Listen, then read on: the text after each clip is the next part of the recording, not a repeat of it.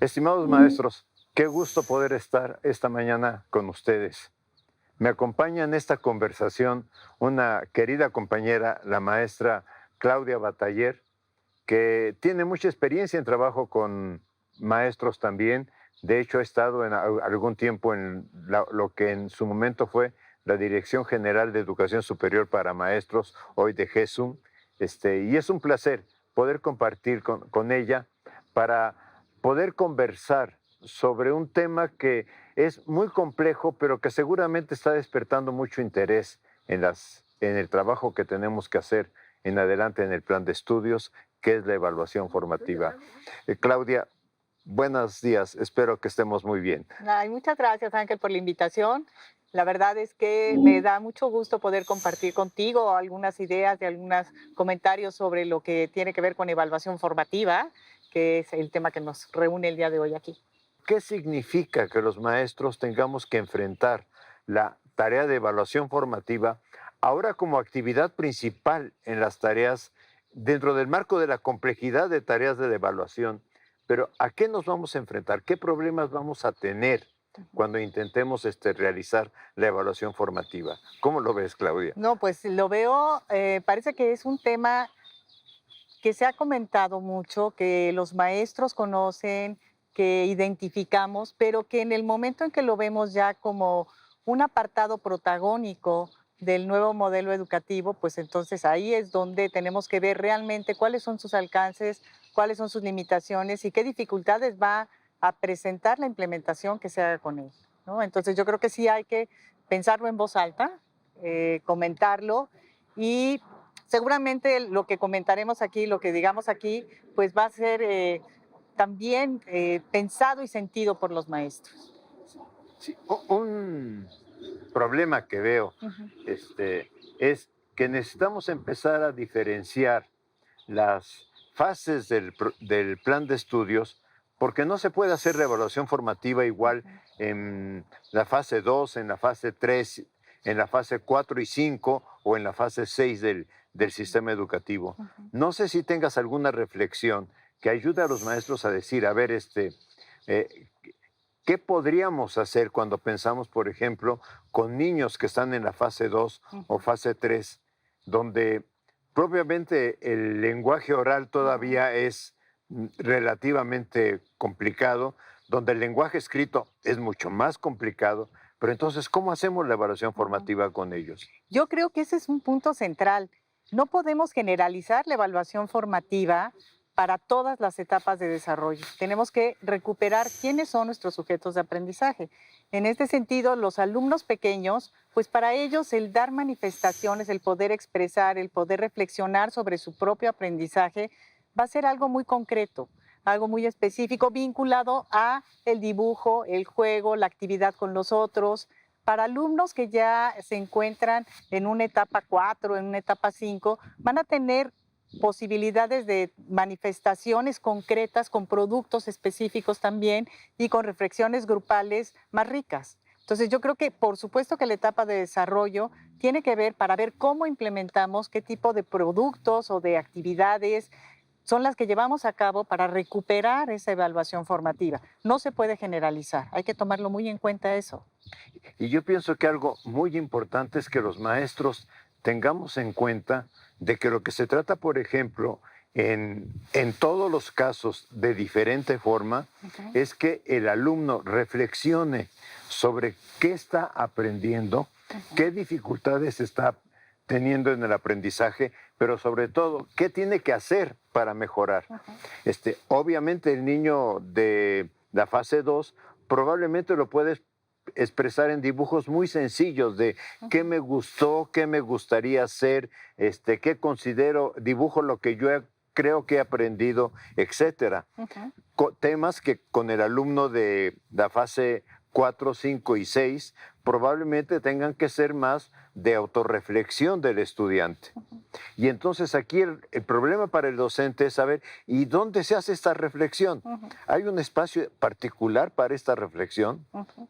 Y yo creo que, bueno, sí, espacios y maneras, ¿no? Los espacios no se pueden establecer. Si estamos hablando de que la evaluación formativa va junto con el proceso que implica eh, regulación y autorregulación para el niño, no se pueden establecer concretamente algunos espacios ni vincularlos con los ejercicios de examen, sino que tienen que ser mirados de otra manera, ¿no? Tienen que ser pensados también por el maestro, pero también por los mismos alumnos.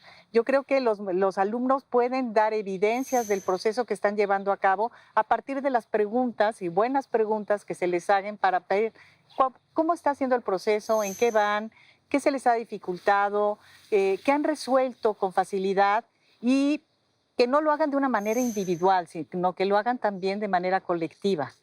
En este sentido, no solamente se trata de la reflexión del niño en un momento dado, sino de la reflexión con los otros. Y a lo mejor el mismo maestro puede ir seleccionando en qué momento es prudente hacer un alto en el camino, mirar y decir cómo vamos, hasta dónde vamos, qué es necesario mejorar, escuchando a los alumnos y también estableciendo él mismo su voz. Y eso me lleva a la necesidad de que él mismo también haga constantemente un acto de reflexión, de autorreflexión. El maestro que vea si las actividades y los recursos con los que está llevando a cabo el proceso de enseñanza-aprendizaje son los que se necesitan, qué puede mejorar, en qué momento. O sea, de alguna manera modelar con el ejemplo esa reflexión. Si el maestro aprende a reflexionar sobre su propia práctica docente, va a estar modelando a los niños el cómo se puede llevar a cabo un proceso de reflexión.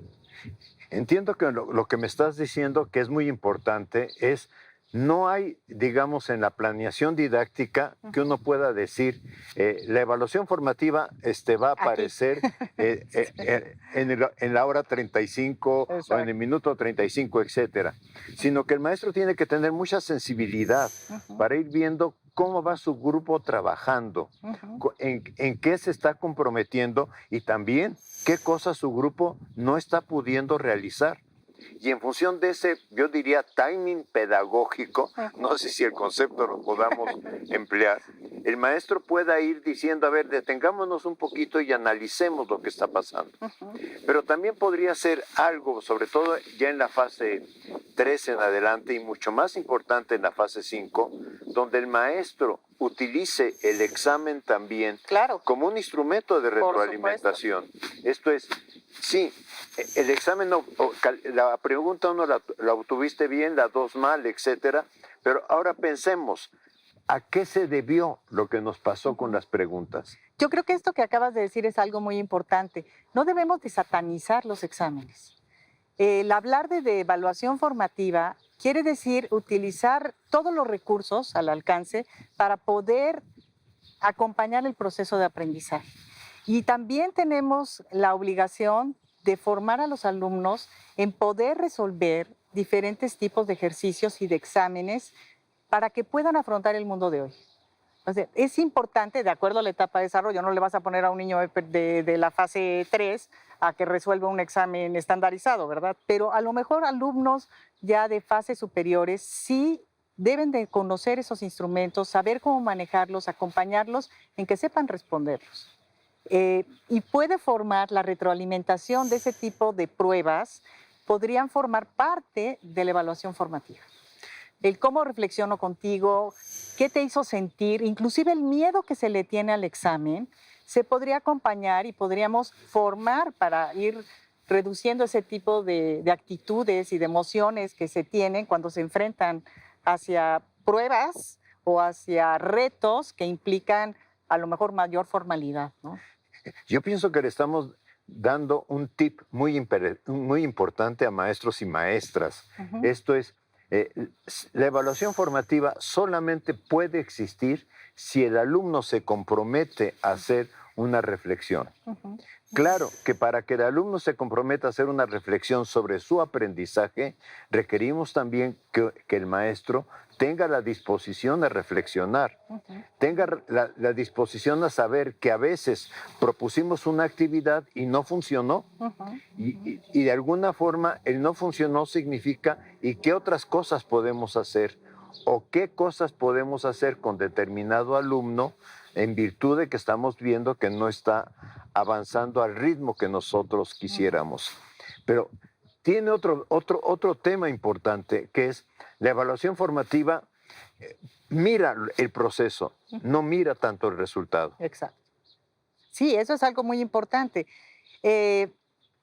Vide Tardif, una de las cuestiones que ha escrito relacionadas con la educación, es que deberíamos de contemplarla no como una fotografía estática, sino como un video. Y esto se refiere a lo que tú mencionas de proceso. En el video tú ves lo que acontece en un lapso de tiempo, no es un resultado específico. Y creo que esa analogía nos sirve para poder comprender de mejor forma lo que es la evaluación formativa. Y ahora tenemos un problema, o un Entre muchos. problemota muy grande, Ajá. porque resulta que conforme avanzó la escolaridad, Ujú, el niño fue aprendiendo que lo más importante en la escuela ujú. era llegar con una buena calificación a la casa, El número. el número. Ujú. Y aunque hagamos rúbricas, aunque hagamos Sí, da igual. cualquier otro instrumento, al final todo lo traducimos a, bueno, ¿y cuánto me saqué? Ujú, Y le enseñamos al niño desde preescolar que hay estrellitas ujú. para la frente. Y luego le vamos enseñando de alguna manera durante toda su escolaridad. Tú obtienes un número y ese número te dice que es buen alumno o que eres mal alumno. Ujú. Y los padres de familia y los medios de comunicación y las asociaciones civiles están esperando, parece que de la escuela que dé más números y mejores números, Ujú. que preocuparse por qué procesos de aprendizaje tienen sus niños. Totalmente. Existe esta mentalidad numérica. Alumnos de 6 y de 7 están en peligro, ¿no? Alumnos de 8, 9 y 10, entonces pueden ser considerados como buenos alumnos. Entonces, eso es una perversión, porque acabas preocupándote por si vas a tener 8, 9 o 10, ya no por cómo estás aprendiendo o qué estás aprendiendo, sino el número. Pero no solamente es el alumno, que el alumno en el momento en que ya identifica el papel que tiene el número y la calificación, te pregunta, ¿y cuánto me saqué? ¿Y esto cuánto va a valer? Esto cuenta para la calificación. Desde chiquititos ya empiezan a entrar en esta dinámica, pero no solamente el alumno, sino también el maestro. ¿De qué manera voy a traducir en un número lo que estoy viendo en este alumno o alumna? ¿En qué momento voy a decir, lo voy a traducir en qué? ¿En un 8, en un 9 o realmente va a tener un 10? ¿O quiénes van a ser mis alumnos que tengan un 10? Esta equivalencia entre un aspecto tan formativo, tan importante y tan socializado, relacionado con números, pues cuesta mucho trabajo, ¿no? Entonces, y la sociedad también, los padres de familia es, ¿en qué momento te sacaste 9, 10? Vamos a dar recompensa, vamos al cine, vamos a tener tal premio, ¿no? ¿Y en qué momento realmente no? Me temo que no vas a poder salir a jugar el día de hoy. ¿No? Vamos a ver si la calificación empieza a mejorar y entonces hablaremos de permisos y salidas.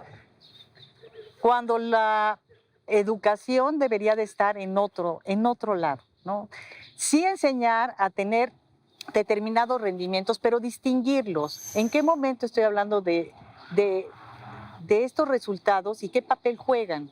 Inclusive enseñarles a perder los miedos ante los resultados, ¿no? Entonces, yo creo que son temas que hay que reflexionar, que hay que poner en la mesa y que deben de estar presentes en esta autonomía que se le está dando el maestro para la toma de decisiones en el proceso que él está conduciendo, ¿no?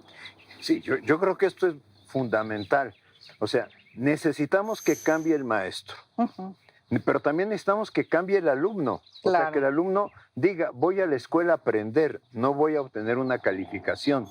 Pero el otro problema que tiene la escuela es que también necesitamos que los padres de familia, que los medios de comunicación, que la sociedad amplia esté preguntándose, y ahora en nuestras escuelas, ¿qué están aprendiendo los niños? Uh-huh. Claudia, creo que ha sido una conversación maravillosa.